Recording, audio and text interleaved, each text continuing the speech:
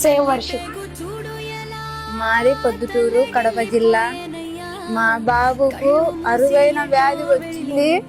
మీరందరూ సహాయం చేయాలని కోరుకుంటున్నాము. 16 కోట్లు అవుతుందన్న ఇంజక్షన్. ఆ సూది వేయగలిగితేనే బతుకుతాడంట మా బాబు. మీరందరూ చేయాల సహాయం. చూశారు కదండి ఆ తల్లి బాధ. ఈ బాబుకి రెయిన్బో హైదరాబాద్ హాస్పిటల్ వాళ్ళు గీతా చందా అనే మేడం గారు ఈ వ్యాధిని డిటెక్ట్ చేశారు. SMA type 2 అనే వ్యాధి. బాబుకి ఈ 2 legs స్పర్శ ఉండదు. డే బై డే ఈ వ్యాధి అనేది బాడీ అంతటికి స్ప్రెడ్ అవుతూ వెళ్తుంది. ఈ వ్యాధికి ఇంజెక్షన్ 16 కోట్లు ఖర్చు అవుతుందండి.